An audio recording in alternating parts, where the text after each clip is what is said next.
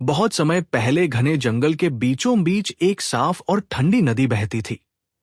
चारों तरफ ऊंचे ऊंचे पेड़, हरी घास और मीठे फलों से भरे पेड़ थे। ये जंगल किसी स्वर्ग से कम नहीं था। इसी जंगल में कई तरह के जानवर रहते थे। उसी जंगल में एक बंदर रहता था जिसका नाम था मोंटू। मोंटू बहुत तेज और चालाक था। उसका दिमाग बहुत तेज चलता था, लेकिन वह अक्सर अपनी चालाकी का इस्तेमाल दूसरों को बेवकूफ बनाने के लिए करता था।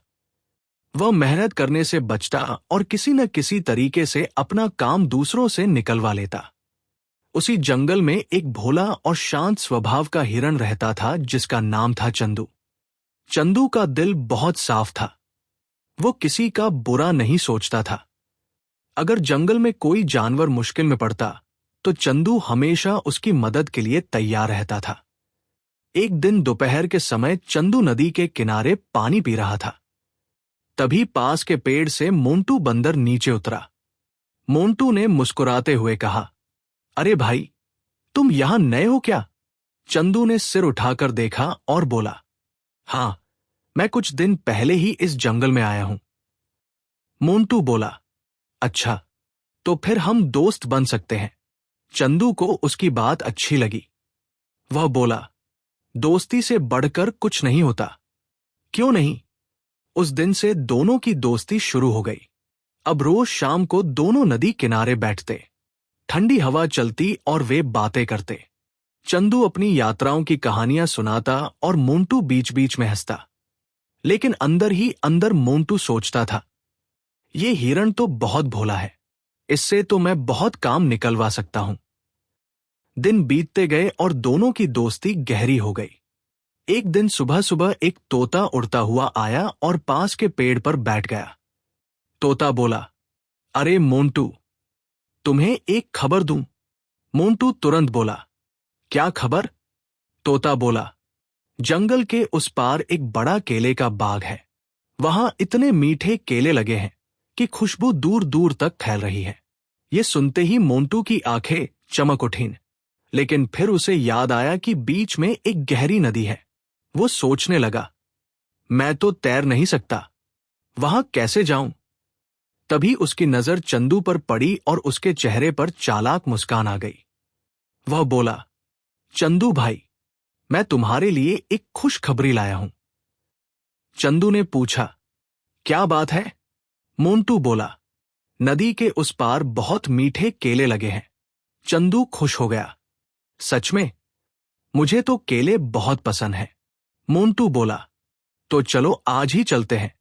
चंदू तुरंत तैयार हो गया, लेकिन मोंटू ने दुखी होने का नाटक किया। काश मैं भी जा पाता, लेकिन मैं तो तैर नहीं सकता। चंदू ने तुरंत कहा, अरे इसमें क्या बात है, तुम मेरी पीठ पर बैठ जाना। बस यही सुनना था। मोंटू मन ही मन बहुत खुश हुआ। दोनों नदी के किनारे पहुंचे। मोंटू चंदू की पीठ पर बैठ गया और चंदू धीरे धीरे नदी पार करने लगा। कुछ ही देर में वे केले के बाग तक पहुंच गए। चारों तरफ पीले पीले केले लटक रहे थे। मोंटू तो तुरंत पेड़ पर चढ़ गया और केले खाने लगा। वो जल्दी जल्दी खा रहा था। चंदू भी धीरे धीरे केले खाने लगा। कुछ देर में मोंटू का पेट भर गया। अचानक वो उछलने लगा और जोर जोर से चिल्लाने लगा, हा हा हा। चंदू घबरा गया। अरे चुप रहो, किसान सुन लेगा। लेकिन मोंटू बोला, मेरी आदत है, पेट भरते ही मुझे शोर मचाना पड़ता है। इतने में किसान लाठी लेकर दौड़ता हुआ आया।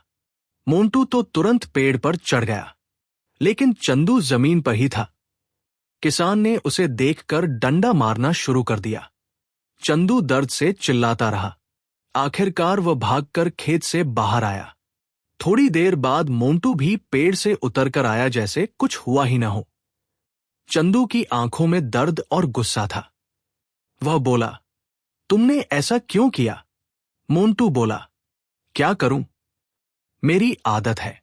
यह सुनकर चंदू का दिल टूट गया, लेकिन वह चुप रहा। दोनों वापस नदी की तरफ चले। मोंटू फिर से उसकी पीठ पर बैठ गया। नदी के बीच पहुंचते ही चंदू अचानक रुक गया।